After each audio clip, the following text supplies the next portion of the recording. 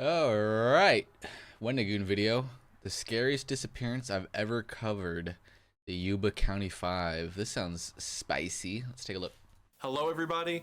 Today we are going to be talking about one of the most terrifying cases that I've ever read about, and that is the disappearance of the Yuba County 5. If you're familiar with unsolved cases or cold cases online, then you've probably heard this story before. People like The Missing Enigma, Explore With Us, and my boy Nexpo have already... Oh, Explore With Us did one, huh? Oh, I haven't seen that one. Nexpo, Searching for the 5. Oh, this actually kind of sounds familiar. I think I might have watched someone might have been like XQC or someone react to this video. Searching for the 5. I recognize this art style. Already made videos covering this case. However, in research for this video, I found that the rabbit hole just gets deeper. So if you're interested in analytical breakdowns and insightful commentary with useful graphics, then I recommend that you go check out those guys. And if you're more interested in the drunk uncle vibe that I bring to the table, then stick around. In research for this video, my opinion on what might have happened changed at least 3 times. Because as you dig into this case, knowns just start to become unknowns.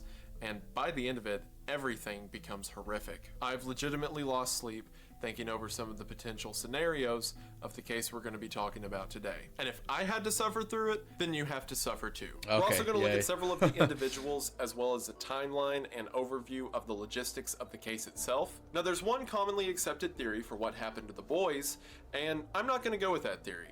As a matter of fact, I have my own theory that involves some people who are still alive, as well as some other people who have still living relatives. So to just underline the whole video now and get it out of the way, everything I'm about to say is satire, irony, pre and post irony, in Minecraft, as a joke, and most importantly, not real. So stick around as we talk about the shocking disappearance of the Yuba County 5. But before we get into all of that misery and woe that will just make your life worse, let's talk about something that will make your life better. And that product that can make your day better as opposed to what my videos normally do, which is make your day much, much worse, is today's sponsor, Magic Spoon. Because Magic Spoon is not only part of a healthier lifestyle, but is also delicious as well.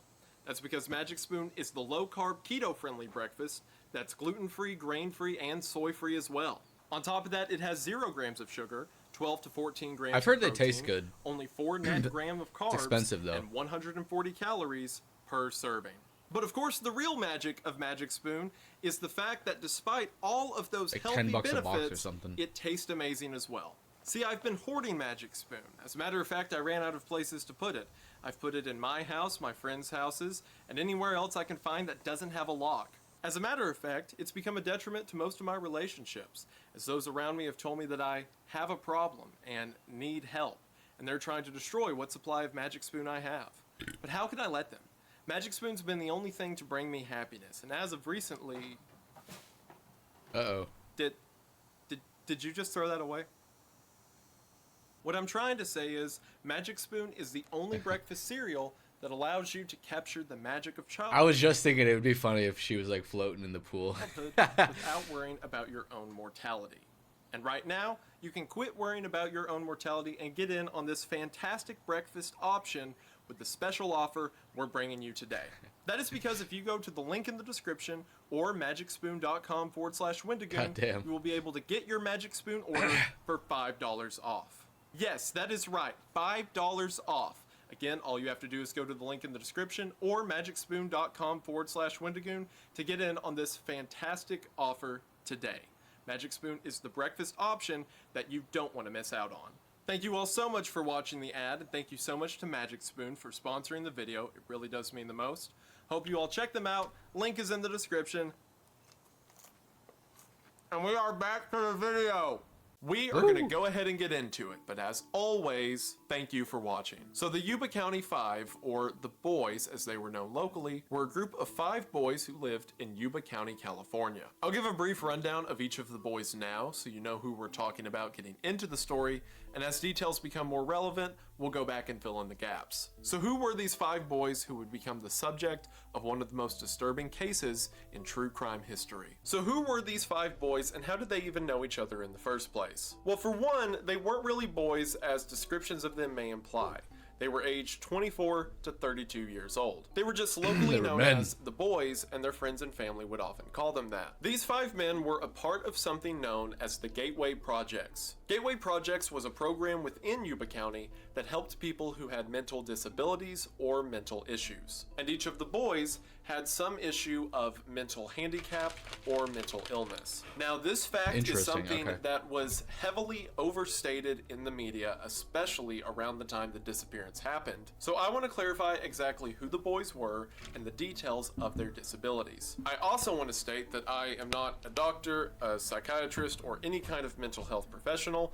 My opinion solely comes from articles and reviews of people who either knew the boys or did firsthand research. So take all of this with a grain of salt. Let's start out with the youngest of the group, Jack Hewitt. Jackie At the time boy. of the disappearance was 24 years old. Hewitt was also the most mentally disadvantaged out of the 5 boys, as he was Illiterate, the only one in speech the group impediment. who was completely illiterate. On top of that, Hewitt had a Wow. speech impediment and couldn't maintain a normal job. However, this isn't to say that he was entirely inept either.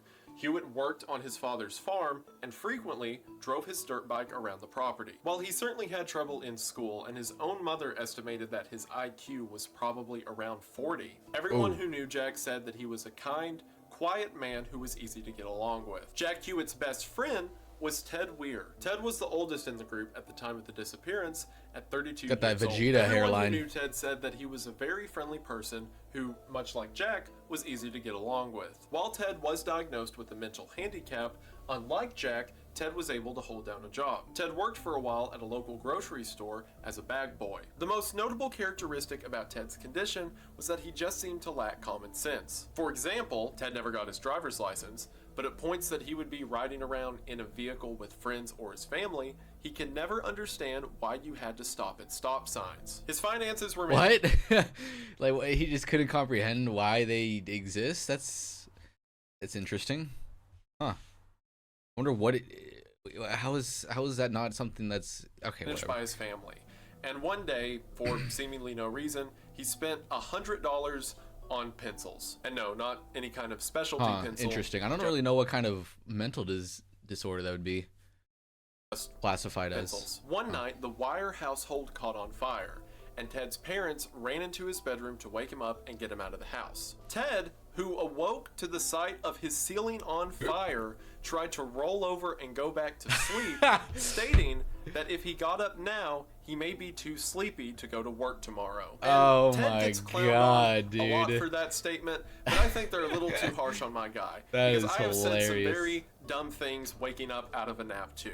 Yeah, sure, if the ceiling was on fire, I probably wouldn't, try to go back to sleep, I hope, but I'm not going to be in the best frame of mind. I may be a little sleepy too. I might say something kind of silly. Ted was also afraid of a lot of things like the dark and the woods. That is very and interesting. Fire, which came after the house fire. But the one thing that he was very protective of Jack Hewitt. Anywhere that Jack went, Ted would follow. Huh. And Ted would stand up for Jack at any given moment. Did they meet at this I don't know, this organization that he was talking about earlier? These two Because it's a pretty big age difference between who the were two. also the only 2 in the group who were formerly diagnosed with some kind of learning disability. Again, a lot of news reports you'll read at the time will say all 5 were diagnosed with a handicap, but that's not true, only these 2. Jack Madruga and Bill Sterling were just diagnosed as being a little slow. Jack Madruga, who was 30 years old at the time of the disappearance, was one of the 2 boys in the group to have their driver's license and the only one of the 5 to own their own car, a 1969 Mercury Montego that we will talk about in a minute. While Jack Madruga was slow in school, he seemed to do fine after he got out of school and got a job. He joined the Army and spent several years driving a truck for the military. After he got out of the military, he was able to land long-term steady work in Yuba County. As a matter of fact, he was so stable that his mother said that Jack would help her pay rent. And again, not a mental health expert by any means, but from everything I've read, it seems that Jack Madruga just had a sort of social disorder, if anything. But Okay. being diagnosed in the 60s, That's fine. they just lumped everyone under True, the brand of mental. true. You gotta lobotomize them. Yeah, Always a little socially awkward. Stick a pike in there. Disability. And as mentioned, Jack was never formally diagnosed. He just had a shy personality, didn't do that well in school, but was able to hold down a job and be mostly independent. His prized possession was the '69 Montego that I mentioned earlier. Jack loved this car and took care of it. As a matter of fact, he did a lot of the vehicle's maintenance himself. And Jack's best friend was Bill Sterling. Bill was 29 years old, and him and Madruga knew each other from a young age. Bill Sterling was described as being a very energetic social butterfly. He wanted to meet and talk to everyone and was far removed from Madruga's shyness. It seems that for this reason, the two were such close friends. People describe their dynamic as Madruga being very quiet and kind, while Sterling was very outgoing and loud. One of the coaches at the Gateway Projects even said that Bill Sterling was an intelligent guy, he was just really lazy. And if you remember, Bill was never diagnosed with a mental handicap. Many around him believed that he would do a lot better in life and in school if he would just apply himself more. Either way, Bill Sterling graduated high school. He was also deeply religious. He was a devout Christian and was very interested in the Bible and his church community. On the weekends, it was not uncommon for Bill to go to the local hospitals and read the Bible to the sick and elderly. I want you to keep that in mind whenever you look at cases and headlines about this story, talking about how these boys were all so dumb that they probably just wandered off into the night with no reason. These were all guys who could get around and had hobbies and activities of their own. Perhaps not with like Jack Hewitt or Ted, but at least as a group, they got along just fine. And finally, we have our last member of the group who joined the boys about a year before the disappearance, a man by the name of Gary Mathias. Gary Mathias was 25 years old, and unlike the other boys, he was never qualified as slow or having a mental disability. Instead, he had been diagnosed with a mental illness. Gary Mathias was diagnosed with paranoid schizophrenia. Oh. Like Jack Madruga, That's pretty Gary intense. also spent some time in the military, although his time in the military was wrought with violence and drug use. Even after getting out of the military, Gary would have several run-ins in the law due to a violent criminal history and several instances of acting out in public. After he joined the Gateway Projects and got medication to treat his schizophrenia, he did very well and became a model citizen of the program. Gary Mathias is an entire can of worms that his backstory closely relates to a lot of the events surrounding this case. So we'll talk about him more later on when it'll mean more to you, but all that you need to know for now is that despite being a late inductee to the group, everyone who knew the group said that Gary really loved these boys. Gary was very protective over them, he would sort of chauffeur them on trips, and many identified Gary as the group's leader, being that Gary was the most intellectually advantaged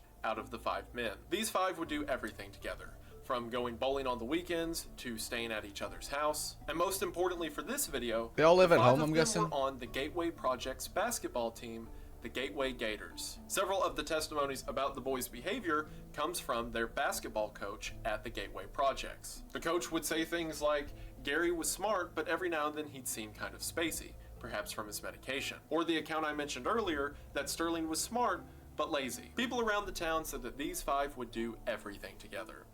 And seeing where this story's going, that turned out to be for better or worse. So now that you're familiar with who we're talking about, let's talk about the series of events that led to their disappearance. As mentioned earlier, all 5 boys were a part of the Gateway Projects and were a part of the program's basketball team, the Gateway Gators. On February the 25th of 1978, the Gateway Gators were to compete in a tournament that was being hosted by the Special Olympics. The winner of this tournament would receive an all-expenses-paid trip to Los Angeles for an entire weekend.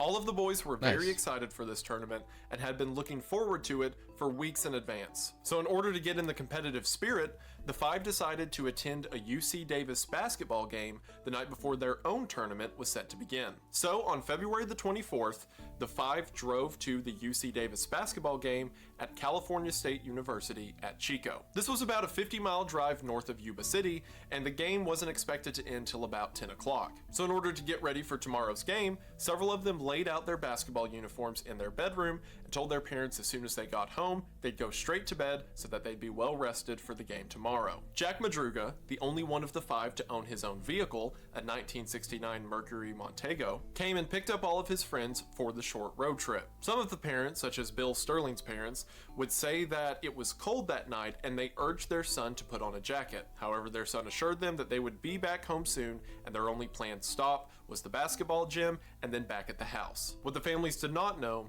is that when these 5 left for the UC Davis game that night, it was the last time any of them would see the boys alive ever again. Oh my According God. to several witnesses, the 5 made it to the basketball game that night, cheered on the team, and then left as soon as the game was over. Shortly after that, the boys would drive to the nearby Bears Market to get snacks for the drive home. According to an attendant at Bears Market, the boys came in just before 10 o'clock and bought things like Coke, milk, and candy. Now, there are potential witnesses and theories to the events that would happen in the next few hours. However, for now, I want to stick to things that are concrete. And the only thing we can know for sure is that after those boys left Bears Market, they never came home. In the early hours of the morning on February the 25th, the parents of the boys began to call each other to see if maybe the boys decided to stay the night at one of their houses. After the boys were nowhere to be found, of course, the parents began to panic, and at 8 o'clock the next day, Jack Madruga's mother called the police. Given the boys' unlikeliness to go anywhere but home,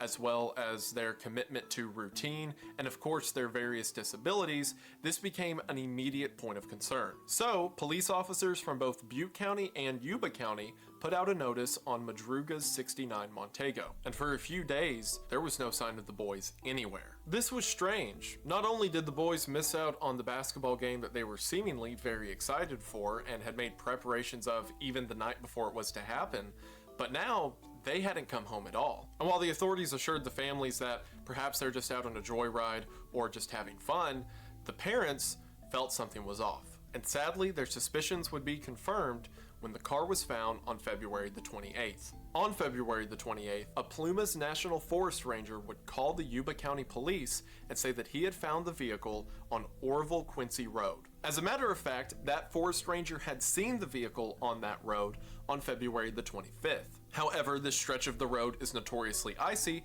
and it's not uncommon for people to either leave their vehicles there and have someone come pick them up, or simply park on the side of the road and go sightseeing or snow skiing, being that it is a national forest. It wasn't until a few days later when that ranger saw that the police were looking for the vehicle that he called it in. They pulled aside for some to reason. The first huge mystery of this entire case. Like why they stopped? So this is where Chico is located, the location the guys would have started their journey from the UC Davis basketball game. And this is Yuba City, where they had to drive back home. As you can see, it's just pretty a simple straight drive down the highway with one turn to get you straight from one location to the other. This is Orville Quincy Road, 70 miles in the opposite direction, where That the car was weird. located at 4,400 feet elevation past the mountain snow line. Meaning That's that weird. in order to get to where the vehicle was found, That's the creepy. boys had to drive again 70 miles in the wrong direction up a partially unpaved road until they eventually got to the permanent snow cap of the Plumas National Forest, all of which had to take place in the middle of the night on a road that in no way could have been mistaken for the drive home. So the first question is, why on earth did they drive up there? The Plumas National Forest is a popular travel destination to people in Yuba County. As mentioned, for half of the year, there's a permanent snow line on top of the mountains. At about 4,400 feet, once the snow sticks to the ground, it doesn't melt until summer. Because of that, in the winter months, it's a popular destination for skiers and snowboarders, and for the rest of the year, it's a popular destination for hunters and hikers. And more importantly, the boys seemed to hate the Plumas National Forest, or at least some of them did.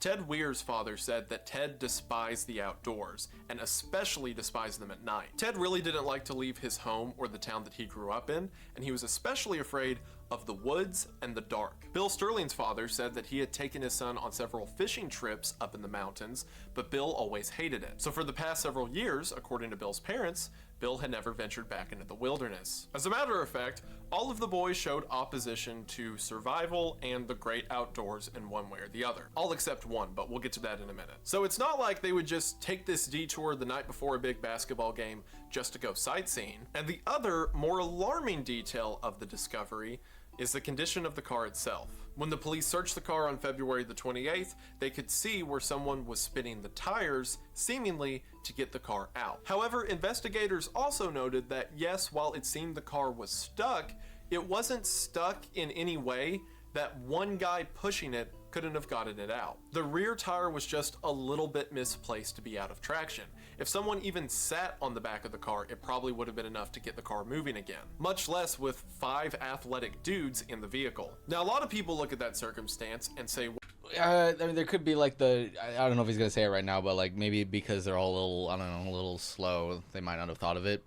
well, because of their mental disability, it makes sense that they wouldn't think to get out and push the car. But I believe that still doesn't make any sense, because as you'll remember, Jack Hewitt, who everyone universally agreed was the most mentally disabled out of the group, had a habit for working on the farm and riding his motorcycle everywhere. Jack Madruga loved his Mercury Montego and did a lot of the handiwork on it himself. And I mean, come on, these are guys who would go out on trips together all the time, and they all had some level of either holding a job or at least mechanical know-how. One of them definitely would have thought to push or get the car unstuck from the outside of the vehicle. That is, of course, unless something was stopping them from doing that. Another alarming detail about the car, so remember how I said Madruga really cared for his car and he would do a lot of the handiwork for it? His parents also said that he would always keep it clean and he was very careful to lock it and made sure that his car was always in a safe condition. It was his prized possession. Well, whenever the police came to investigate the vehicle, all of the doors were unlocked and the driver's side window was rolled down. Not a condition that someone who cared about their car would leave it in. Inside of the vehicle, things were as you would expect them. There were empty soda cans laying in the floor, candy wrappers. One of the boys had even taken the score of the UC Davis game on the back of one of the game brochures, and that was laying in the car as well. So it seems that the boys were just enjoying a relaxing drive home when, for no apparent reason, they decided to go off-roading, drive 4,400 feet up a mountain into the snow, get the car stuck and do nothing about it before rolling down a window and leaving the car unlocked. And of course, the most disturbing part about all of this is so weird, dude. Where are the boys? Because at this point, they've been gone for 3 days, and they were nowhere to be found, or no clues of them were to be found around the vehicle. If you remember, several of the boys avoided taking a jacket or putting on anything other than plain clothes. So why would you get up to a snow-capped mountain that there's no reason for you to drive up in the first place, and then decide to leave the vehicle and just walk out into the woods? Jack Madruga's even mentioned that Jack hated the cold and hated being outside if it was even a little bit chilly. So the police initially expected, well, maybe they got up here and ran out of gas, or maybe the engine had some kind of problem. So the police hotwire the vehicle, and sure enough, the engine starts up just fine, and they still had a quarter tank of gas. Of course, if nothing else, the discovery of the vehicle gave the search parties a general area. However, during the first day of the search, an ice storm hit. The snow was so intense that it nearly killed 2 of the search workers. One began to have a heart attack, and another began to experience severe stages of hypothermia. For the safety of the participants, the police called off the search party. This winter storm lasted for several days, and as you could imagine, made it hard to find clues about anything. If there were any traces of where the boys went around the vehicle, they were long gone after 3 days of snow. Of course, after the snow was over, they kept looking, but nothing could be found. And tragically, this was the only definitive clue about the boys that was found for 4 months. Again, there were witnesses and testimonies at the time that we'll talk about in a minute, but as far as hard evidence, they had nothing to work with. All they knew is that it seems like something compelled these boys to drive up that mountain, get out of their vehicle, and walk off the earth. And the first sign as to what happened to the Yuba County 5 would come on June the 4th of that year. By June the 4th, a lot of the snow on top of the mountain had begun to melt. On this day, a group of motorcyclists were traveling up the mountain about 20 miles north of where the car had originally been found to check in on some of the Park Service trailers. The Plumas National Parks have various ranger stations that are grounded trailers set up at various points throughout the forest. These trailers are fully furnished and equipped with food and heating supplies to keep someone alive for more than a year. However, as mentioned, for about half of the year, these things are completely buried in snow. So these motorcyclists on June the 4th were coming to check out the now uncovered trailer. As soon as those motorcyclists pulled up to the trailer on top of the mountain, they saw that one of the windows at the front of the trailer had been shattered, and an awful smell was coming from inside. Oh, shit. While walking into the trailer, the motorcyclists noticed that scattered on the outside of the broken window were empty ration cans. Upon walking into the trailer, they see a pair of tennis shoes lying next to one of the bedroom doors, and lying wrapped in blankets on top of one of the beds is a human body. They called it in, and the Park Service and the police came to search the area immediately. The body that was found on top of the bed was in horrible condition. For one, it was found completely wrapped in blankets in an almost mummified state. The blankets were even wrapped around the body's head. When the blankets were removed, this body had no face, as it had completely rotten off.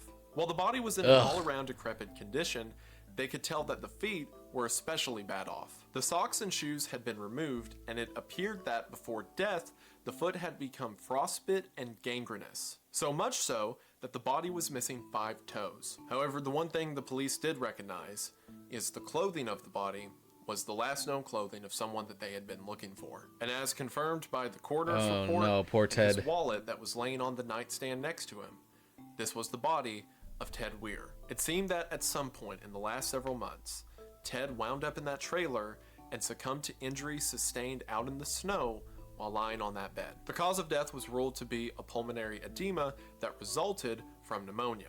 Now, this raises a lot of questions, so let's get the big ones out of the way first. Ted's body was found with the sheets wrapped around him in a condition that doesn't make sense for Ted to do it to himself. I mean, if your arms are like, wrapped along your torso, it's kind of hard to wrap your head in the same way. Not to mention that, remember the tennis shoes that were lying next to the door? Those weren't Ted's shoes. They were later identified as being Gary Mathias's shoes. Ted's shoes, or at least the ones that he was seen wearing the night of the disappearance, his brown leather boots, were nowhere to be found. Furthermore, the trailer wasn't the only structure at this location. Just outside of the trailer were 2 sheds containing survival implements. In one shed was a more than a year's supply of food, and in the other shed was various heating supplies, like blankets and torches. From the food shed, various ration packs were missing, which makes sense considering there were packages of rations strewn about inside of the trailer and from the outside broken window. However, not as many as you might think. I read a lot of police reports as well as journalist reports from this time, and the police report says that there were only 36 rations opened from that storage shed. Some of the news reports put the number as high as 72, but even then, that's not a lot. Because if you think of every ration pack as a meal, and you've got 5 guys staying in a trailer for, 4 months?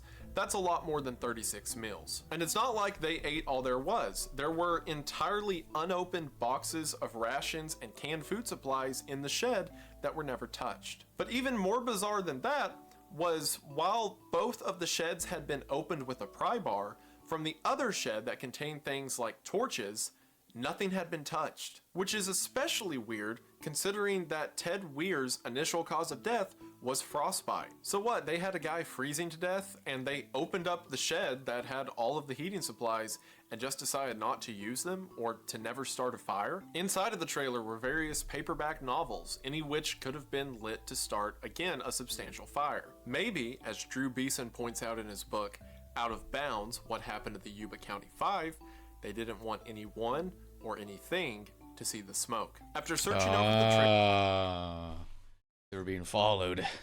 The police could determine that the only 2 who were definitely there at some point were Ted and Gary, meaning that still there was no sign of Jack Hewitt, Jack Madruga, or Bill Sterling. And of course, the weirdest part about this entire thing. So, you may be wondering why over the course of these last 4 months did no one think to search a survivalist trailer that was in the location of where the boys went missing? Well, it was under the snow, right? That seems like a very obvious answer, right? You can't find the boys. Maybe they're at the house that is specifically meant to keep boys alive if this very thing were to happen. And the answer is, this trailer was not in the vicinity of the missing vehicle.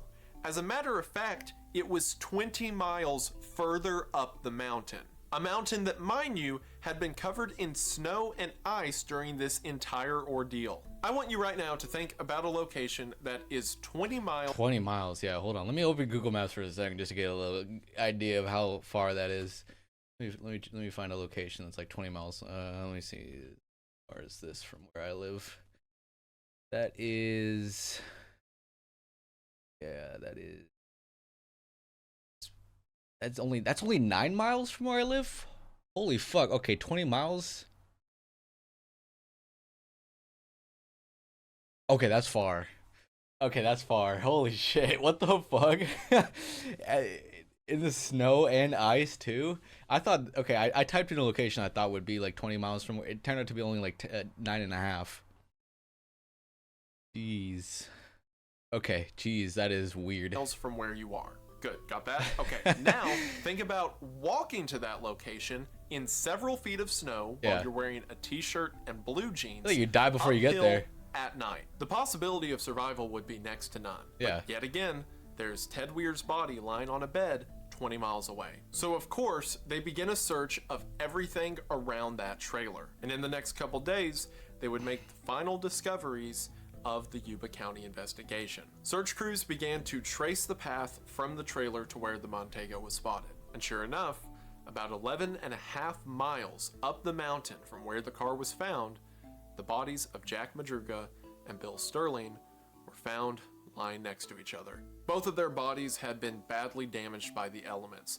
Madruga's had been partially eaten by coyotes or something of the sort, and Bill Sterling was nothing but picked bones at that point. Given that it was 11 miles up the trail, it is likely that along the initial journey, perhaps even that night of February the 24th, whenever the five were traveling up to the cabin, either Bill or Jack began to succumb to hypothermia, or perhaps both. In the late stages of hypothermia, the subject begins to be very tired and feel the need to go to sleep. Of course, this sleep is one they'll never wake up from. So maybe the two of them were in this late stage and decided to take a quick rest that they would never stand back up from, or even more heartbreaking, maybe Bill or Jack collapsed along the road and the other refused to leave them. And for those several months, underneath the snow, their bodies lied next to each other, the only comfort to be found in the harsh wilds. Around the same time, 2 miles northeast of the trailer, Jack Hewitt's father was a part of the search party. He saw his son's jacket lying underneath a bush. Whenever he went and picked up the jacket, Jack Hewitt's spine fell out. The crew began to investigate the area and eventually pieced together his skull, other bone fragments, and what remained of Jack Hewitt. Again, most likely dying of hypothermia in the same conditions as Jack Madruga and Bill Sterling. Jack Hewitt's jeans and shoes were also found nearby in a condition that implied they were taken off before Hewitt's death. So perhaps this would be the phenomenon known as paradoxical undressing, or whenever someone is about to succumb to hypothermia, they start to feel hot, to strip off their clothes in a final burst of adrenaline before death. The only other discovery made they like feel hot or a something? quarter mile from the trailer, so this would be the closest artifact to the trailer itself, were 3 blankets from the National Park Service and a rusted flashlight. Now, this area had never been combed as intensely as it was during this investigation, so perhaps the flashlight and blankets were from some other camper who simply lost them out on the trail. But again, it's also likely that it might have come from one of the boys. When Ted Weir's body was taken to autopsy, the coroner was astonished to hear that he was clean shaven when he went missing, because from his beard growth, the coroner estimated that Ted had to be alive 8 to 13 weeks after the disappearance, meaning that at the very least, Ted had survived for 2 months in that trailer, most likely with the help of Gary Mathias. If you'll remember, Gary Mathias' shoes were found in the trailer, Gary the schizophrenic and Ted one was in no condition to pry the locks off of sheds and gather together rations. And despite being more than 40 years since the disappearance of the Yuba County Five, Gary Mathias or his remains have never been found. And I'll tell you, that is the only definitive evidence that ever came out of this case. So we have a group of 5 guys who had plans, who had no intention or inclination, it seemed, of running off into the woods one night. As a matter of fact, they had what seems to be severe opposition to doing just that. So these 5 guys run up a mountain, get the car stuck, leave it unlocked, walk 20 miles up an icy road, when remember, only 100 feet behind them, there was no ice on the mountain. They could have just turned around and began walking down the road to a much warmer and safer location. As a matter of fact, about 8 miles down the mountain... Oh, that's a good point. Yeah, why were they walking up the mountain? That is weird. That is weird. They would have passed a lodge that had people in it at that time that would have been a much safer option than just walking up the snow into the dark and mysterious unknown. They walked for 20 miles, 3 of them died during this time, and then 2 of them stay in this trailer for months and months until eventually, potentially after Ted dies, Gary just walks out of that cabin and off the earth forever, all begging the question, what happened on that mountain? Now, there seems to be a lot of confusion surrounding how the boys got from the car to the trailer. And I think there's a pretty easy solution to this that I want to go over now. And it also explains why I think 3 of the boys, Jack, and Bill, all died on that first night traveling to the trailer. So this is roundabout the location that the Mercury Montego was found. And up here, again, 19.5 or 19.6 miles to the northwest is the trailer. Now, there were several different routes to get from where the car was to the trailer where the body of Ted would be found. The simplest path was traveling up the Montego a little bit to the west of where the trailer would be, and then curving back over into it. However, this trail was only about 11 miles, so where does everyone get the 20-mile number? Well, there was another trail that starts the same way this one does, but midway off it breaks to the east, snakes up around the mountain before it comes down from the north of the trailer and winds up again at the same location. Man, that is a horrible drawing. I'll throw up a picture of it somewhere so you can kind of get the gist of what I'm talking about. But yeah, so why do people say 20 miles and think Mercury Montego? And we got this. This is the 11-mile one I think he was talking about.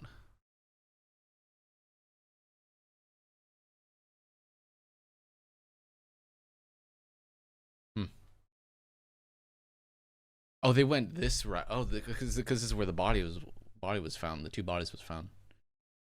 Oh, that is weird. Yeah, so they could have went this route. That was a shorter route, the 11-mile one he was talking about, but instead they ended up going like what, this way? that they took this trail when there was a much easier trail to take over here? This is in no way relative of 11 or 20, but just pretend like it is. The bodies of both Jack Madruga and Bill Sterling were found around this area, with the body of Jack Hewitt, if you'll remember, being found 2 miles to the northeast. Now, several people believe that maybe all 5 made it to the trailer, and then after they made it to the trailer, they either panicked and split up in different directions, or as they tried to search their way back to the Montego, they got lost, and that's when people began to die. However, I don't think that's true for multiple reasons. For one, as mentioned, there weren't a lot of rations that were used at the trailer. Certainly not for 5 grown men to be at that trailer for any amount of time. And on top of that, the only people who there was definitive evidence that they made it to the trailer was Ted Weir and Gary Mathias. Conveniently, the only 2 whose bodies were not found on the path to the trailer. Rather than all 5 making it to the trailer, only 2 leaving evidence they were there, and then the other 3 walking out into the woods to die, doesn't make a lot of sense. I think what more than likely happened is as they set off on that cold night, again, walking through several feet of snow with no direction or idea as to where you're going, 3 of them died along the path rather than all of them making it to the trailer through the harsh walk that night and then dying later on. I mean, I could kind of see the idea that they made it to the trailer and then Jack Madruga and Bill went back to get the car and they died on the way, or they got lost and died on the way. That kind of makes sense. But why on earth would Jack Hewitt make a 20-mile trek up to the trailer only to then walk less than 2 miles away and then succumb to the elements? And again, the evidence at the trailer doesn't support that the other 3 ever made it there. Now you may be asking yourself, okay, well why didn't the boys just follow the 11-mile trail that was half the distance than the one that they supposedly died on? Well, for one, none of them had any idea as to where they were going. It doesn't seem like any of them had ever even been up on this mountain, or at least not recent or with the accuracy to know the roads. And on top of that, their trail might have already been picked for them. Remember how I said a winter storm was coming and it made the investigation a lot more difficult in the days after the car was discovered? Well, the Park Service also knew that a storm was coming, so to make sure that their trailers and other properties in the northern part of the mountains wouldn't be destroyed, they sent a snowcat up the mountain to check everything out. So 2 days before the boys show up on the snow-covered ground, this massive snowcat drove a path all the way up the mountain to that trailer. So think about it. If you're walking or perhaps running through the middle of the woods at night, are you going to walk through the completely uncharted snow or through the dozer tracks that have now patted down the snow and ice to a manageable degree? Now, you may not have any idea where those tracks lead, but it's a better option than just walking into the woods or up a trail that might have been completely covered by the snow. Now, I couldn't find any confirmation as to which path the snowcat took, if it took the 11-mile or the 20-mile path, but I think it took the 20-mile for 2 different reasons. Well, really 3 different reasons. I still think that the 3 men being found dead along this trail pretty well confirms that that's the trail they took. But number 2, the 11-mile trail seems to be much more steep than the 20-mile trail. The 20-mile trail is much more meandering and an easier way to get to the trailer. So perhaps the snowcat would have taken that one to avoid any icy inclines. And number 3, all of the reports from the time consistently say that the boys were on a 20-mile trail to the trailer. Now, if all of the reporters and police knew that there was an 11-mile one, then why say that the boys walked 20 miles? I think it's because investigators figured out initially that the boys probably followed the path of the snowcat, and then at the time they saw that the snowcat took the 20-mile trail. So whenever reporters asked how far they walked, the investigators just relayed that it was 20 miles. I say all that to say that I don't think Jack, or Bill ever made it to that trailer. There's a lot of theories as to what exactly went down in the trailer. Did some of the boys make it? Did one of them get scared and run away? But I think the only 2 who ever made it were Ted and Gary. There's some other small details about the trailer that are worth mentioning. For one, remember how I said there was a second sheet that had heating supplies in it? Well, among those heating supplies was a gas tank that, if a valve was turned, would provide heating to the entire trailer. However, it seems that this gas tank was never turned. This is just as odd, if not more odd, than the torches in the cabin never being used or a fire never being started. But again, perhaps they were just afraid of something finding them out there. Also on top of that, several of the ration cans were opened with what's called a church key can opener. It was something very popular back in the 70s. People would have used it to open soda bottles, and it's likely that all of the boys were familiar with it.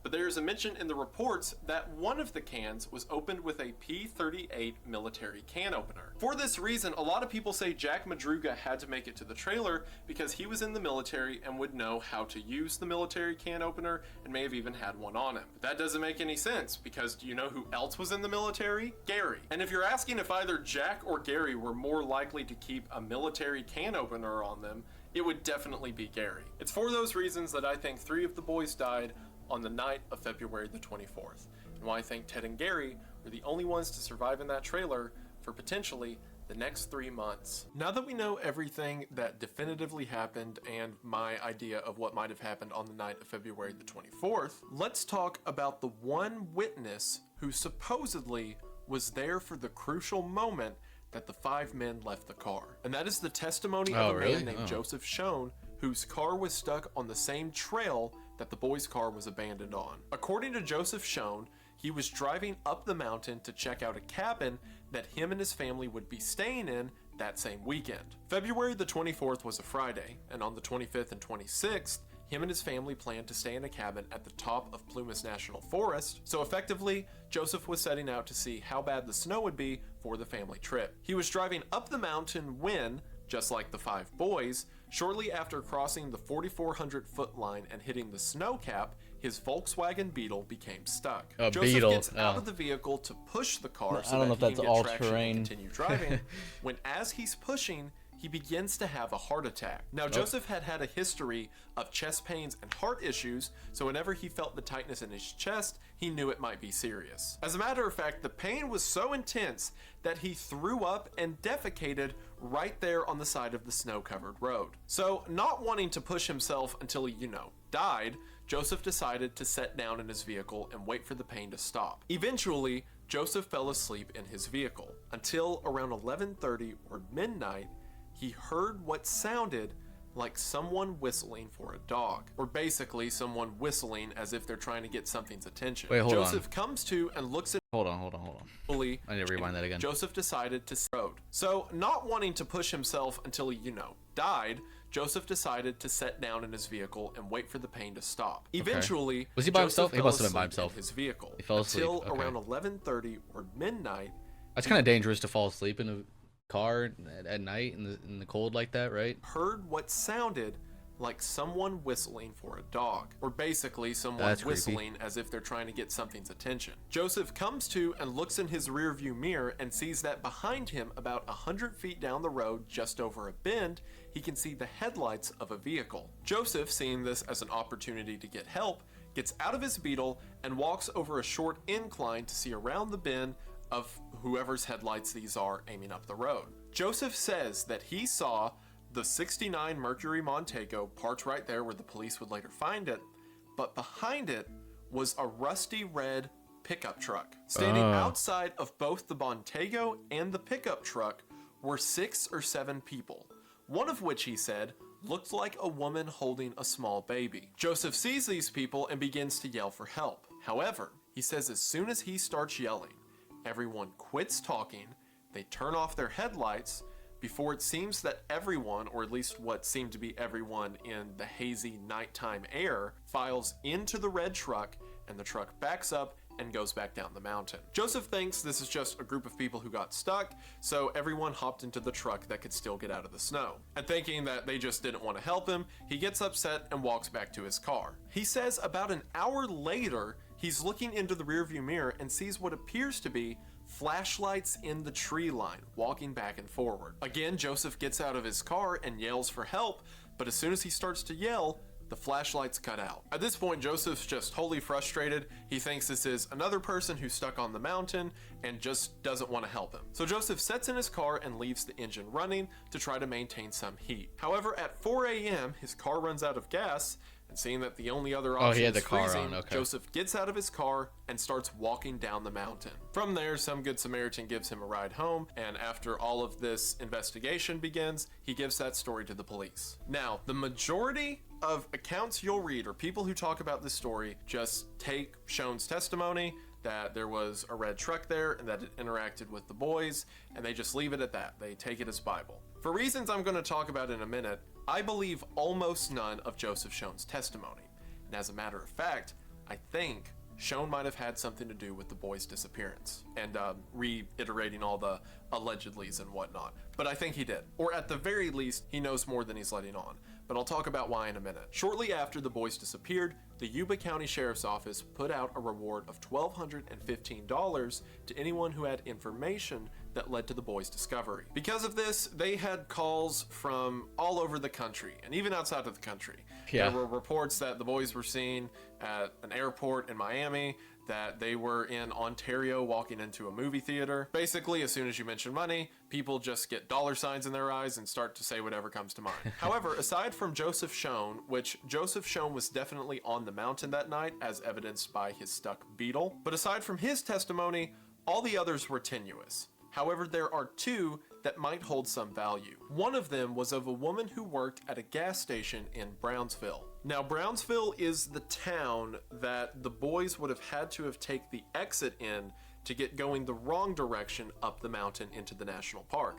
At Brownsville, there was a location known as Mary's Country Store. She said that whenever she pulled up to Mary's to start her shift, that she got out of her vehicle, and sitting in a vehicle next to her were 2 guys who she thought might be mentally handicapped. She said this was because they had very wide smiles. The 2 men waved at her and she waved back.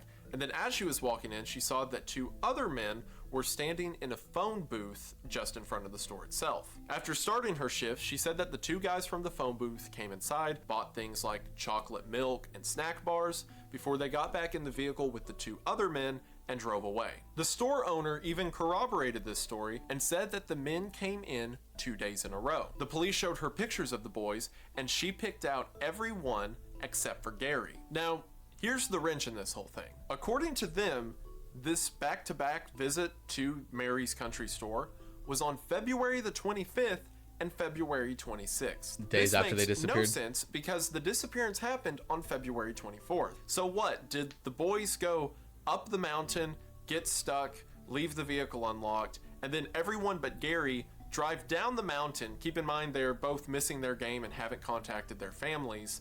They go to this country store, get some snacks, get back in their vehicle, and then the next day they come back and do it again, Again, all without, telling their family or doing anything that makes sense for the timeline we understand.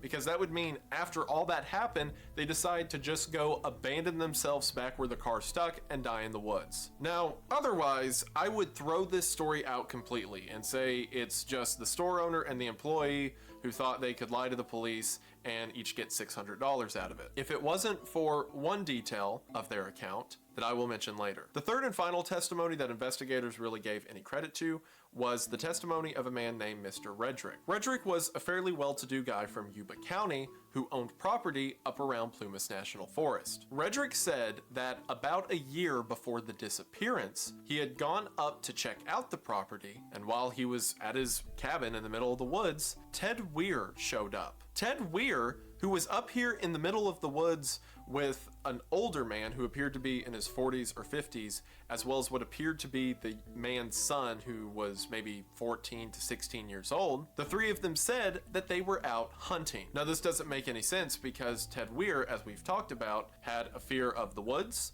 a fear of the dark, and according to his family, he had a fear of firearms, and he didn't like to hurt animals. So him being up here in the middle of the woods with two otherwise strangers, because when this was reported to the family, they had no idea who these people might be. Why would he be in the middle of the woods just walking around Redrick's property? Now it's possible that Redrick might have known Ted Weir. Again, Ted would do things like bag groceries at the local store, so it's possible that Redrick had seen him before and that's why he recognized him up at his cabin. But I wouldn't think that Redrick and Ted would be close or he would really know who it is.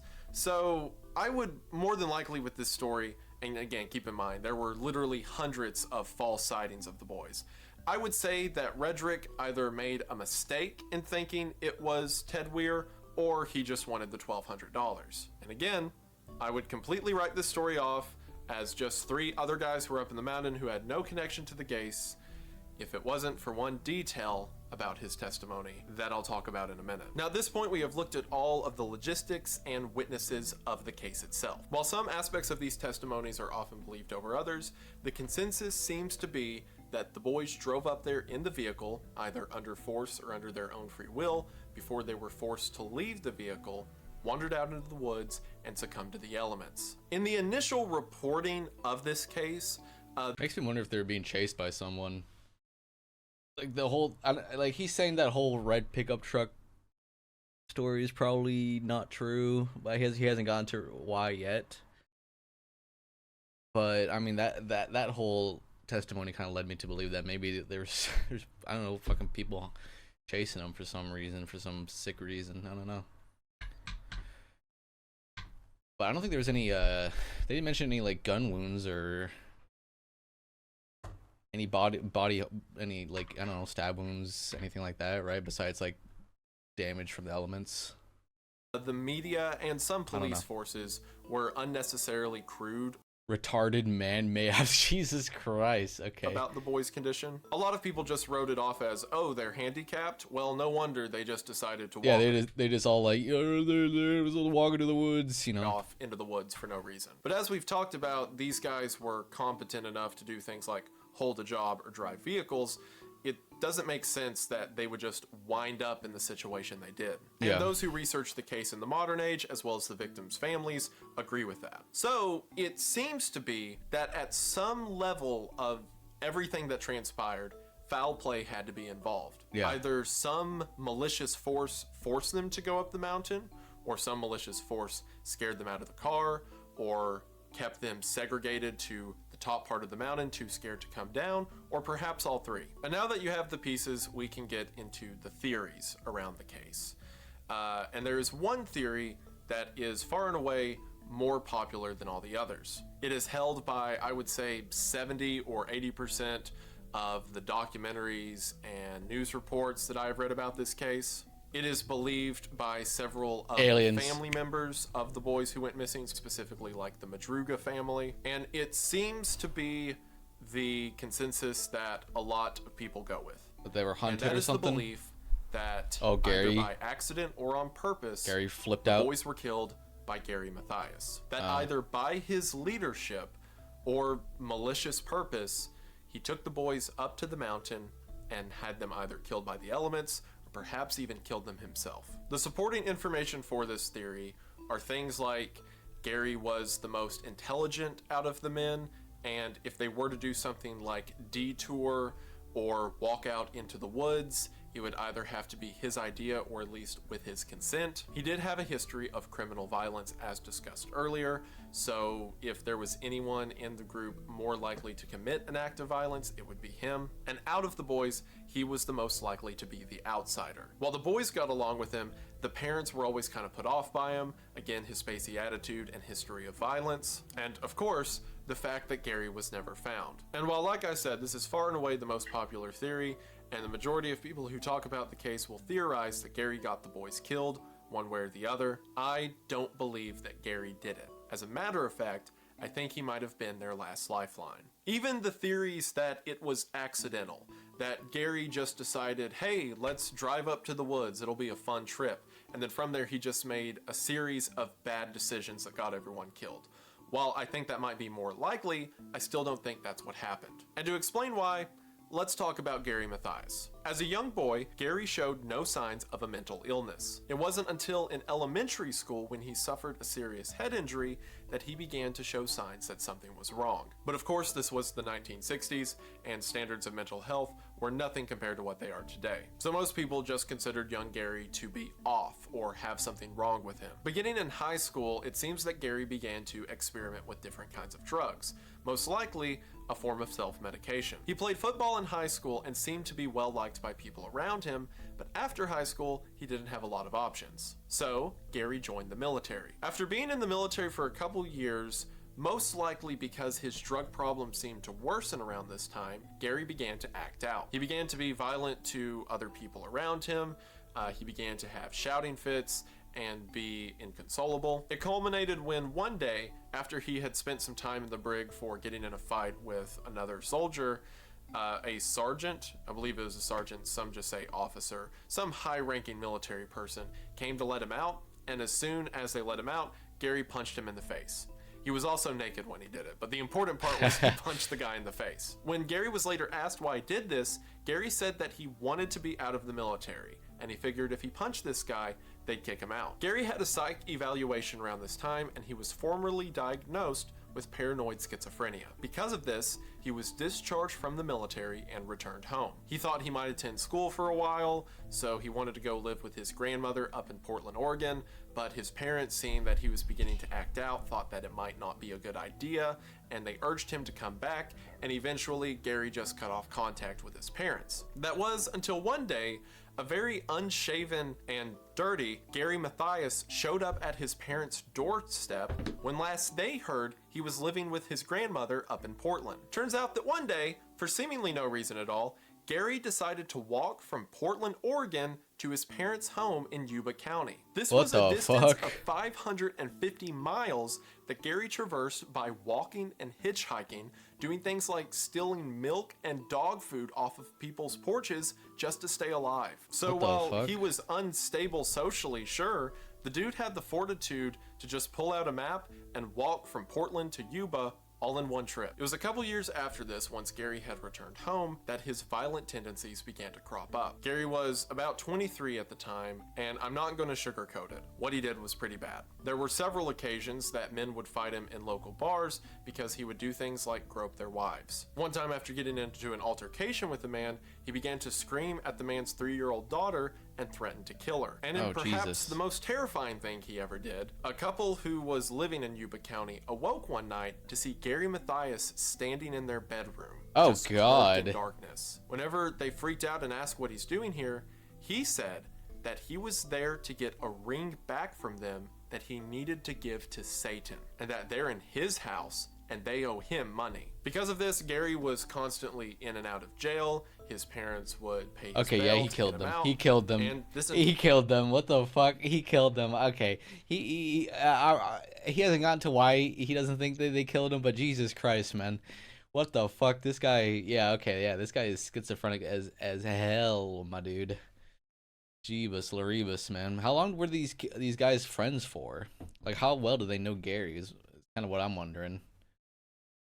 entire time he was acting out, in extreme violence. After this last instance where he broke into someone's house, his family recognized that he was getting worse and someone might really get hurt. So, seeking help, they eventually got him involved with Gateway Projects. As mentioned earlier, Gateway Projects was a program for people who had various different mental disorders or conditions. And through Gateway Projects, Gary, for the first time, properly treated his schizophrenia. And as soon as he got on medication, he was on Gary meds became too. Okay. a model citizen. He began to take care of himself and make amends with the people. Okay, maybe not then. Unless he was off his meds, which, if there's evidence to prove that he was like off his meds or something, then I would believe it. People that he had hurt and wronged. He had money coming in from the VA, but he also began to work with his dad and help him run his business. According to those around him, Gary became socially outgoing and began to volunteer for local work within the community. As a matter of fact, Gateway Project said that he was a model case of someone getting the help they needed and making the most of it. The way that he came into contact with the four others was, after a year in the program, his counselor said that Gary could really use some friends. So he introduced Gary to the four others of the Gateway Gators basketball team who needed a team leader. And according to counselors, coaches, and everyone around, as soon as Gary met the four others, they became inseparable. Gary was smart and he was able to think things out clearly, so he would often travel with the boys wherever they went to make sure they were okay. According to those who knew them, Gary was very protective of the four other boys and very defensive if anyone insulted or threatened them. At the time of the disappearance, Gary had a relationship with his high school sweetheart. Okay, maybe and the not. two of them seemed to get along great. His dude. life was in a fantastic condition when the disappearance This is happened, quite the but mystery. that didn't change the news and reports around from just simply pulling up his criminal history and calling it an open and shut case. The news said that the four men who were mentally disadvantaged went up the mountain with a psychopath, a crazed schizophrenic who was ready to hurt them at a moment's notice. And aside from a couple family members who were just afraid of what happened to their boys and pointed a finger to Gary quickly because, again, he had a history of violence, and out of all the boys, he was the one who should have known better than, walking up a mountain in the middle of the night. Everyone said that Gary was a great guy who really loved his friends. And when I think about it that way, some of the details of this case absolutely break my heart. Again, going off of my theory and what I think a lot of people who know the case kind of accept as the timeline of events, Bill, Jack, and Jack all died on the way to the trailer, which means that the only two people who made it were Ted and Gary. And Ted was in no position to do anything. His toes were falling off. He certainly wasn't gathering food or wrapping himself in all those blankets. But for Ted to be alive as long as he was, someone had to be feeding him, someone had to be keeping him warm and dry, and someone, after Ted died, had to wrap what was left of him in 7 blankets that were scrounged together from that cabin. There were ration canisters all over the room where Ted's body was found. And Ted, who originally weighed about 200 pounds, it was estimated that at his time of death, he probably weighed closer to 100. And it was likely because he was battling pneumonia and wasn't in the mood to eat a lot of food. What little he did eat to keep him alive that long was probably forced on him by Gary. The only other evidence that the police stated in their report that was found in the cabin of activity were of things like candles that had been burnt and playing cards that had been used. I can't help but imagine Gary taking care of Ted as long as he could.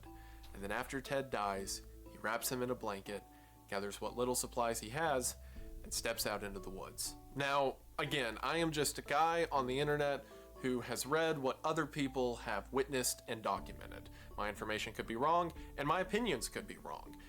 A lot of people who are close to the case believe that Gary was the perpetrator, or at least insistent on a lot of the things that caused these events to happen.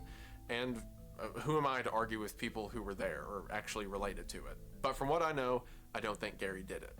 And I think it's tragic that a lot of people do. I also think a lot of events that took place can kind of be explained with Gary's fortitude to survival. Again, we know he walked 550 miles through some pretty cold temperature. So perhaps after Bill and Jack Madruga died on the path, or maybe one of them died and the other wouldn't leave them. If my theory of the path they traveled is correct, I could imagine Gary urging the 2 others to follow him, because while they might be a lost cause, he wouldn't lose anyone else. Same with after Jack Hewitt's death, Gary may have just been trying to save Ted, the last man he could save. Now, another thing to keep in mind is Gary was a good, upstanding guy while he was on his medication. As I mentioned before his medication, he had some pretty violent tendencies and harsh delusions. And this was a medication that he would take twice a day, every day. So it is true that without that medication, there's no telling what his mindset might have switched to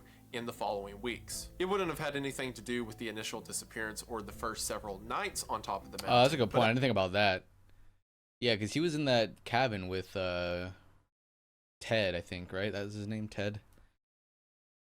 Yeah, and he was, and then like at that point he was definitely off his meds, so he might have.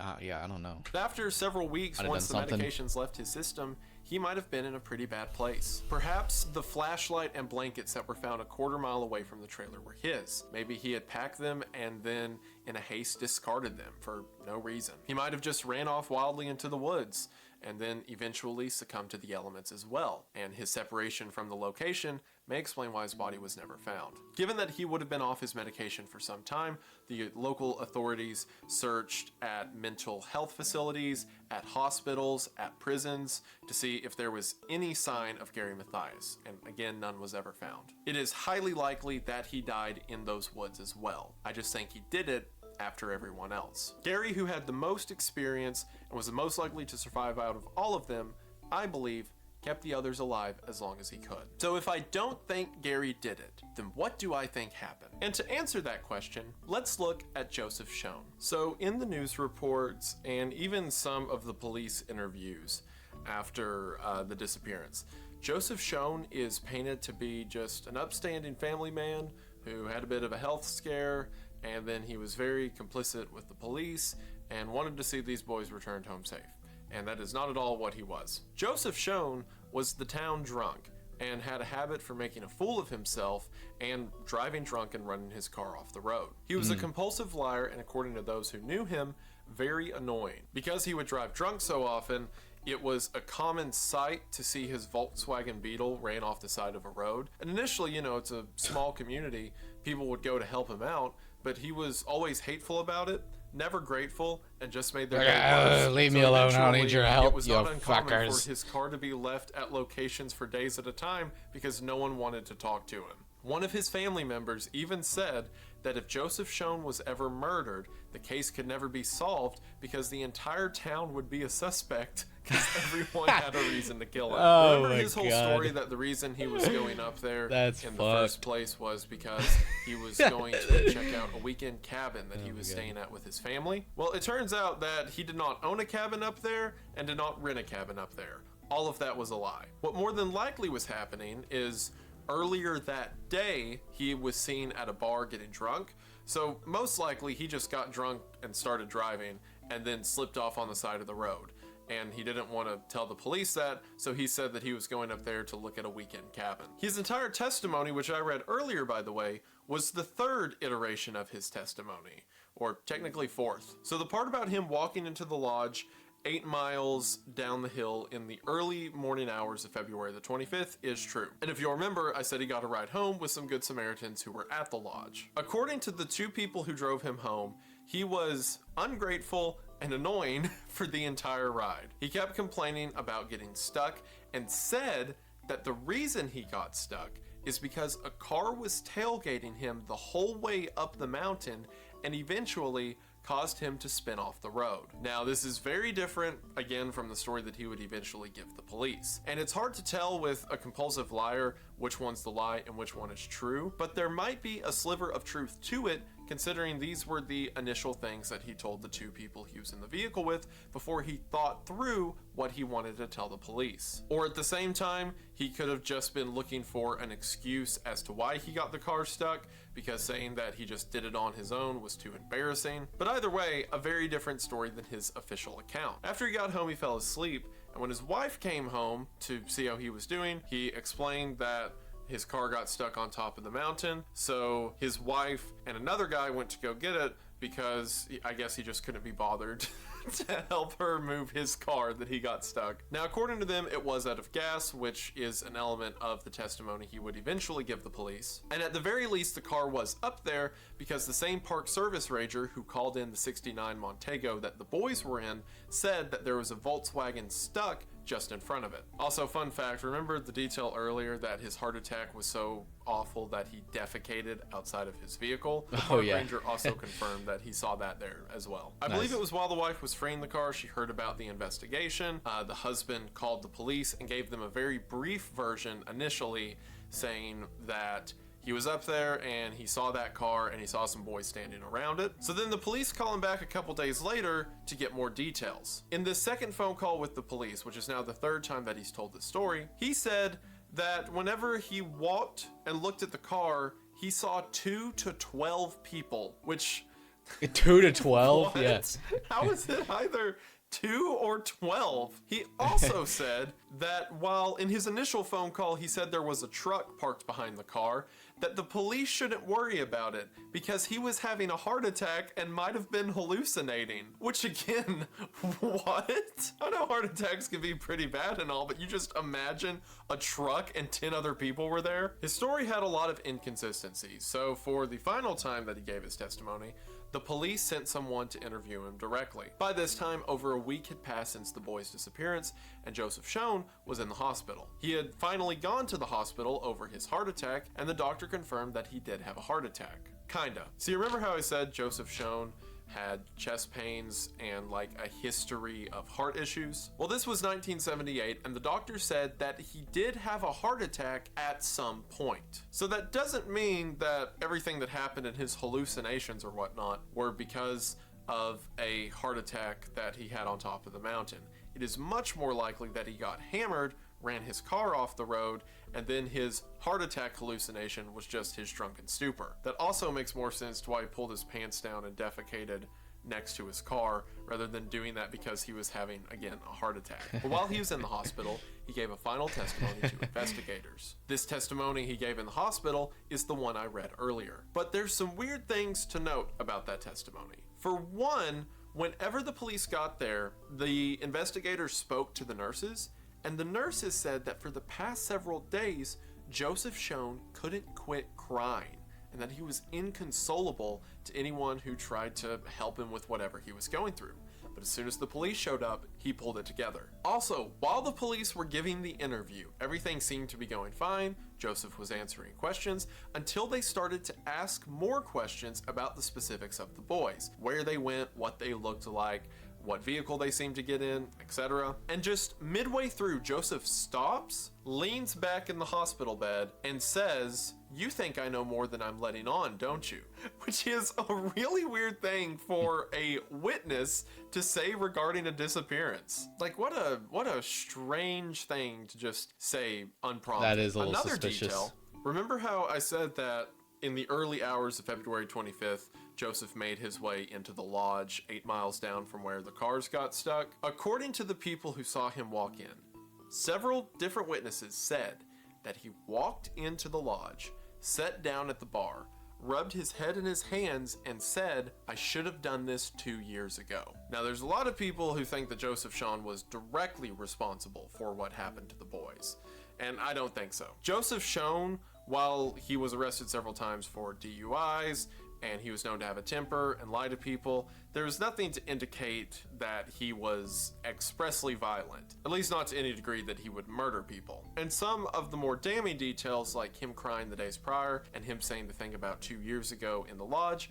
I think can be excused. The whole comment about "I should have done this 2 years ago" could have been in response to anything. Who knows what he was thinking about in his several-hour walk down the mountain. He could have been talking about, you know, getting a new car because the Volkswagen was unreliable. He could have been talking about, you know, getting his heart checked out. Maybe he did have some heart pains. I'm not sure about the heart attack because I don't believe him. But maybe he was talking about he needed to go get his heart checked out 2 years ago. Who knows? Also, that line doesn't make any sense if he did murder the guys. What, 2 years ago he should have got them to come up the mountain before they even knew each other and killed them? One interesting thing of note is Schoen's daughter had dysphagia, so there's a chance that maybe she attended some of the Gateway Project's events, because the Gateway Project was pretty well known throughout the area. So because of that, it's possible that Joseph Schoen may have known one or a few of the boys. But I mean, everyone in a small town knows each other in some way. I still don't think, even if he did know him, that would mean he wanted to kill them. Some believe that perhaps Joseph Schoen caused an encounter that caused the boys to flee. Now, I think this one might be more plausible.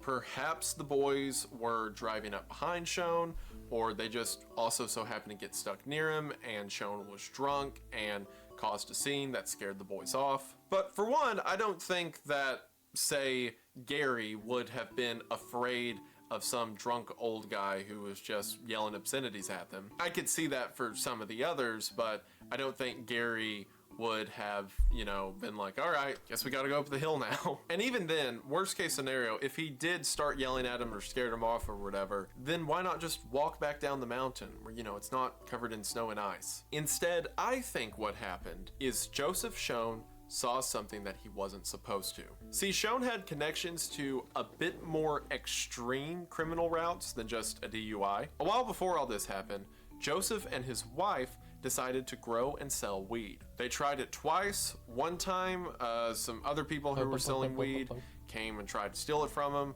and the second time they tried, the police seized it all. But because of this, it's likely that Joseph had connections to distributors or dealers in the area. That would explain why, after he initially called the police and said that he saw the red truck, whenever the police called him back and asked him about it, he said that he probably just hallucinated and they shouldn't worry about the red truck, before crying for several days and then confirming that there was in fact a red truck. I don't think that Schoen was evil. I don't think he wanted the boys to die by any means. I think that he saw more than he ever let people know. The reason that he probably called the police in the first place is because they put together the dots that he was there that night, because as mentioned, the park ranger spotted his car 100 feet from the Montego. So Joseph probably figured that he needed to get ahead of it and give a testimony that exonerates him. And if that is the case, then we'll never know, because Joseph Schoen passed away in 2004. Also, his wife was complicit and helped him in the weed operations and all that. So if he did fabricate this story to exonerate himself, if maybe he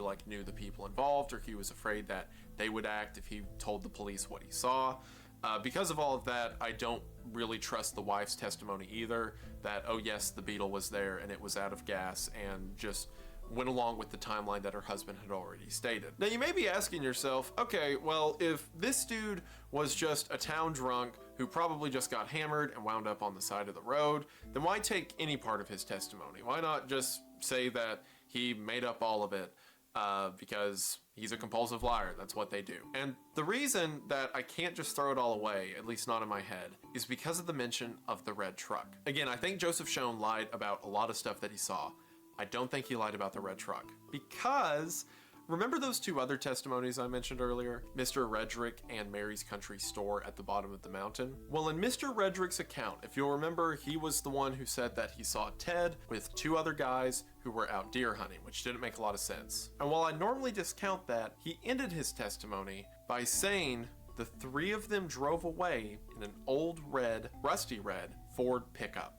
Now this raises questions. Did Ted know someone who went hunting up in these mountains that no one else in his life, or at least none of his parents, had knowledge of, who owned a red pickup truck? And you could say, okay, well, 2 times, maybe that red pickup was real, but the one that Joseph mentioned, maybe that was fake. And I would agree with you if it wasn't for the account from Mary's Country Store. Remember how I said that according to the person who was working there and the store owner, that there were 4 guys at the store, 2 of them in a vehicle, 2 of them inside, then they all got in the same vehicle and drove away? Well, that vehicle was a rusty red pickup truck. Why on earth would this account, that absolutely makes no sense? It makes no sense for the boys to go missing on the night of the 24th, and then for the next 2 days go get drinks at the country store.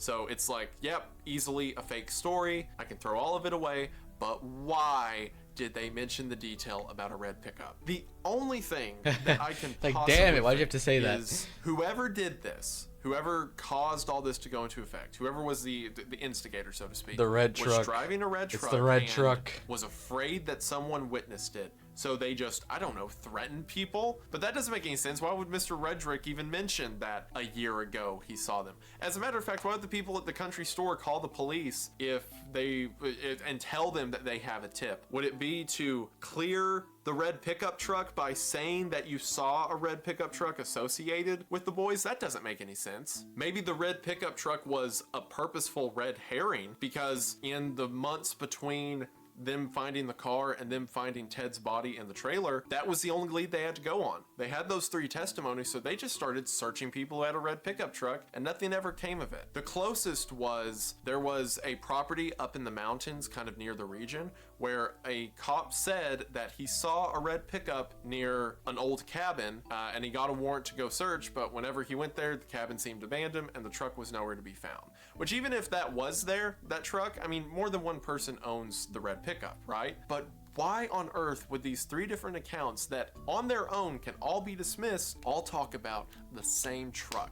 It drives me crazy. Out of all the details of the case, that's the one that's the most unexplainable. I can theorize about a lot of it, but there's no way I can reconcile that the boys went to a country store 2 days in a row and then went back up to the mountain. If it was someone kidnapping them, I can't imagine that. If it was them working, like they were initially working well with someone and then they ditched them on top of the mountain, I can't imagine that. Why wouldn't Gary be there? Why would they go back up there in the first place? Even if you had a scenario like the truck shows up and, just by coincidence, I guess, the truck shows up, offers to help them with the car, and then they spend 2 days working on the car before inevitably dying up in those woods. And I don't believe other details of the account from the gas station as well. The woman who called the police said that she saw Jack Hewitt operating the phone.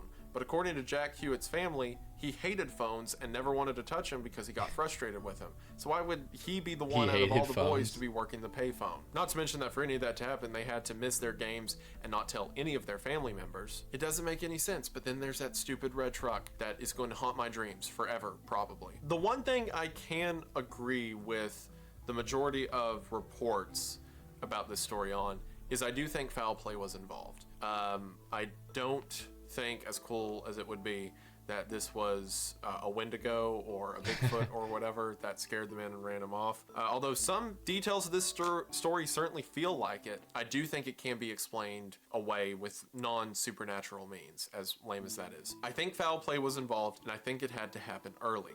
Something pushed those boys up that mountain. Something else to keep in mind is, remember how I said that the Montego was found unlocked with the driver's side window rolled down? I understand the car being unlocked. You know, they all got out in a hurry and shut the door. There wasn't time to lock it, perhaps. But the driver's side window being rolled down is weird. It was really cold up there and none of the boys were dressed for it. So the only way I can imagine in a cold temperature that you would roll down the driver's side window To talk to someone. is if it was to talk to somebody. So maybe Madruga was driving from someone and then eventually stopped, rolled down his window to talk to him, and that's when things went wrong. It's also worth mentioning that the car keys to the Montego were found in Madruga's pocket during his autopsy. So there seems to have been enough time for them to get out of the car, shut it, him put his keys in his pocket, but not enough time to like lock it or roll up the window. Again, that car was his prized possession. Why would he just leave it like that? There's also several details about this case that are only mentioned by family members and local legend, and I'm kind of split on bringing it up because some of these things are things that had to be in the police report. There's no way they wouldn't be included.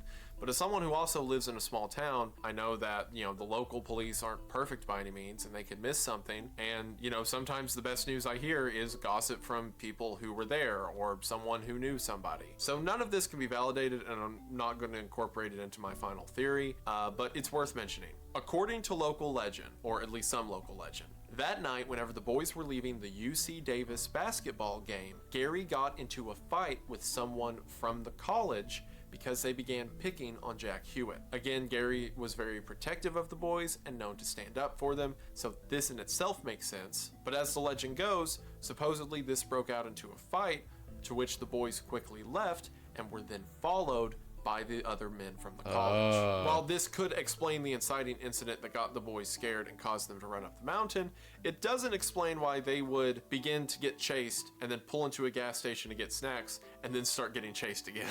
Yeah, oh yeah, that true. would be funny. Some say that Well, maybe they didn't know they're being chased. Maybe when they say they're being chased, like actually, yeah, I don't know. No, I don't know. Yeah, doesn't make any sense. Damn.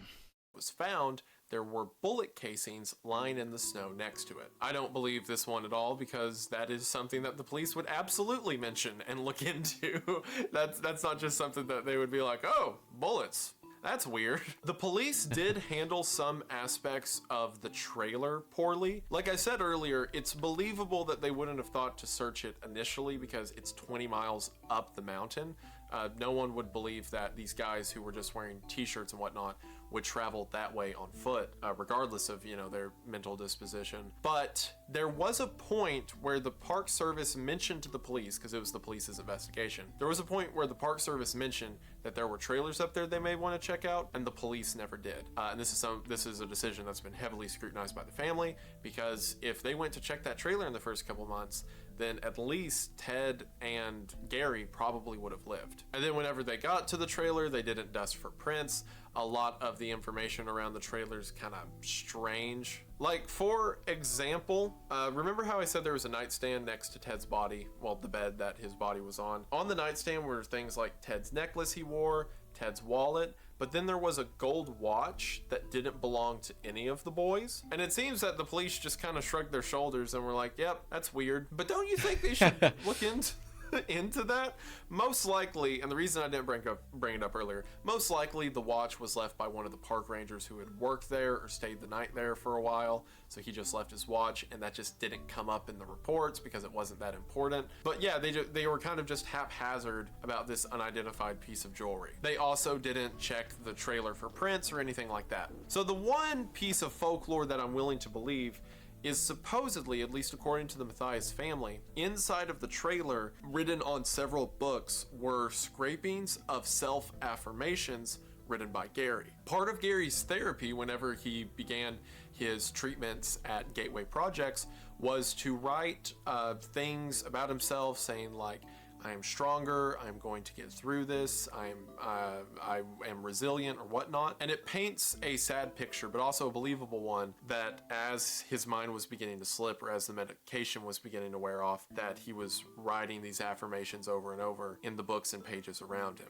Also while he was supposedly taking care of Ted. So I'll accept that little piece of urban legend around it, but I can't believe that, you know, there were bullets fired and, you know, shell casings everywhere and the police never mentioned it. So after all of that, what do I believe to be the reason that all of this happened? What do I think happened on the night of February the 24th? And I don't have any definitive answers, but there is one theory that, as I found out more details about the case, continues to make more sense to me, and it's going off of a lot of assumptions and a lot of what ifs, but everything about this case is. So this is the best I've got. According to those who knew Gary Matthias, he had a group of friends over in Forbestown. Remember how I said earlier that like Shone was trying to grow weed for a while and he ran into competition effectively that tried to steal it? Well, that was because this region was known for making, growing, and selling drugs. And while Gary would eventually get involved in things as intense as meth, back in high school he was known for just smoking weed, as were most high schoolers in the 60s. So while I'm not willing to believe that Gary decided to take the boys up the side of a mountain for no reason at all, I am willing to believe this happened. Maybe the boys are out one night and they're going to this UC Davis basketball game and they're all having a good time. They've got a tournament in the morning they're all excited for. So maybe Gary just makes a suggestion. Hey, do y'all want to get high? Not in an act of maliciousness, as some believe, or of ill will towards the others, just a lack of thorough thinking. Forbestown is at the same exit and closer to where they eventually ended up than Yuba City. So maybe on their way home, he decided to direct them down the road to end up at Forbestown. And maybe once he got there, something bad happened. Maybe it was a fight. Maybe they didn't want to see him around. Who knows? But for whatever reason, maybe the boys got chased away. As a matter of fact, maybe they got chased all the way up the mountain, which the drive from Forbstown to start on that road to go up the mountain, for one, might have been what the boys thought was the only option to lose the people who were chasing them, and two, might have been their only option if they were panicked and trying to get away. Perhaps they were even being chased by a red pickup. They get to the top of the mountain, the car becomes stuck, they begin to spin it to try to get it going, but to no avail.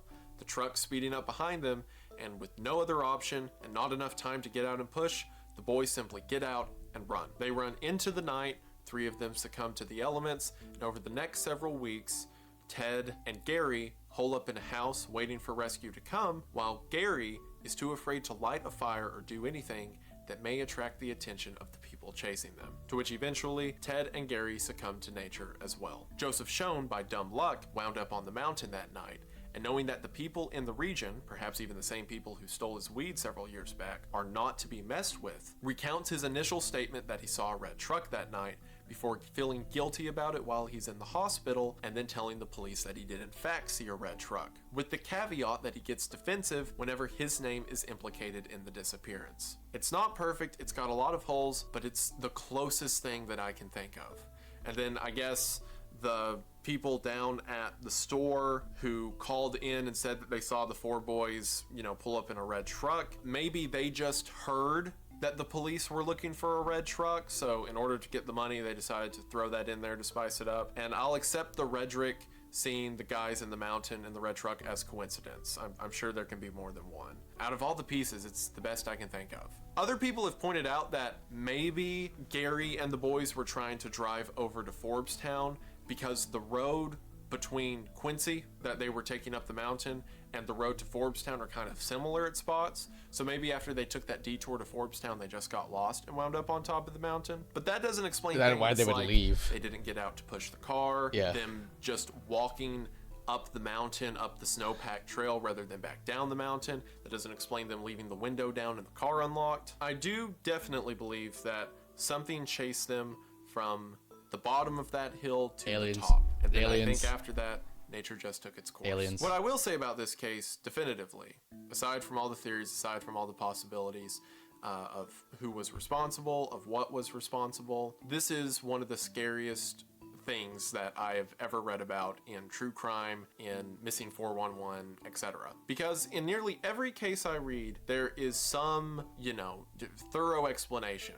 That it can be grisly, it can be awful, it can be, this person was murdered probably, or they were probably abducted or what have you. But with this story, not only is it so scary, the kind of into thin air nature of people like Gary Mathias, but something compelled five athletic men were so afraid of something that they chose to run into the woods and die. And that is terrifying. In the weeks that Gary and Ted would have been in that trailer, I understand that Gary's medication would have wore off and his paranoid schizophrenia would have been just horrific. I couldn't imagine what he went through. And that explains why he didn't make a fire later, but he also never made a fire in the beginning. There was no sign of a fire being started at all. Not only that, but as I mentioned, in the shed outside of the trailer, he could have just turned a lever and lit the house. Could have, provided warmth, supposedly saved Ted.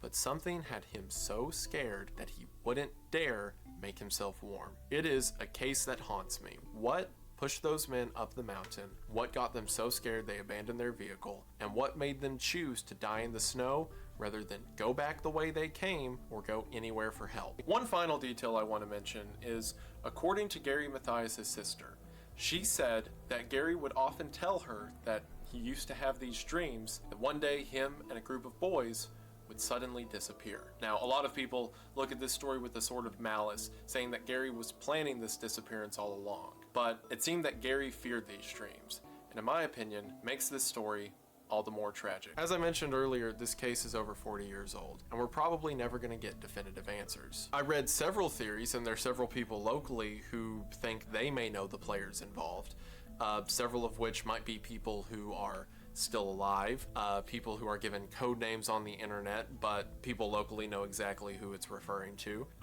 And there are some who say that the story will come out once these individuals are dead, that there are people in town who know exactly what happened, but they don't want to start a whole legal case over it and, you know, drag people who are otherwise not involved into being involved.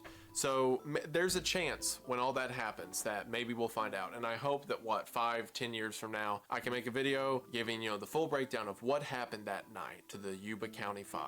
But for now, it's going to have to remain a mystery that has made me lose sleep, a mystery that has stuck with me, and just the terror of these 5 poor men who suffered so much in life as is, being pushed to quite inexplicable horror. And it gets to me. I don't know. Something about the kindness of the men and yeah, it's a sad story. Either way you push it. Imagine being so scared that you as a person that you're forced to walk through the snowy woods at night in the middle of the night in the woods, knowing that you're probably going to die, but that's the better option than whatever lays behind you. It's horrific. It's a terrible state of mind that few people have to be in. And it hurts that it had to happen to these boys. But that is the disappearance, and that is the case of the Yuba County 5. And really, if I had to suffer through it, if I have to live with this knowledge, then you do too. So you're welcome. But I'm glad you're here to suffer with me, and it means the world. And I just want to say thank you for watching. As I mentioned, this is a case that has scared me a lot, and I mean it. Like the title about like the scariest case and all that. I read about a ton of these things. So many different, like, oh, an inexplicable disappearance, and this happened to this person and that. But there's something about 5 guys in the middle of the woods who you would hope, like, yes, but mentally deficient, sure, but you know, they're basketball players, right? If anyone could walk down the mountain, it would be these guys. They even have the road to go with. But to know that you can have so many options laid out for you to survive, that's a good point. It doesn't work. There are maybe he didn't start a fire because he was Ted's aforementioned fear of fire. But seeing that moment, all Gary cared was making sure his friend was comfortable. Oof, that would suck. Fuck. Are nightmare scenarios in the world that happen every day, and it happened to these guys. I have lost sleep thinking about Gary, about, like, can you imagine, for one, you're under-equipped for the area, and sure, you found some supplies or whatnot, and it's just you and one of your friends in a trailer, and you try to nurse him to health, and he dies, and you wrap him in a sheet, and it's now just you, the woods, and your friend's body. What a horrifying predicament. And then at the end of that, to decide just to walk off, to take your chances, and never to be seen again. It's terrifying. Nightmare fuel. Just all right, I think that's it. Oh, that is sad. That is a tragic case. The Yuba County 5. Maybe one day we'll learn what happened. But like this comment right here, as soon as I heard Gary, apparently I knew what the most popular theory would be. But I can't think of any sensitivity combination immediately is open. I was a little disheartened at first. Yeah, that does seem like it does make sense for that to be the most popular theory, but like Wendigoon breaking it down. At first, I was on the when he started talking about how Gary had these, you know, schizophrenic fits and like all the crazy shit that he did. I was on the Gary did a bandwagon for a few minutes there, but I think him mentioning about how Gary was on medications and that how much he loved the boys, essentially, like he would stick up for them all the time. Yeah, I don't think him being schizophrenic had anything to do with their disappearance. Yeah, I don't know. It's a mysterious case. Damn. Damn.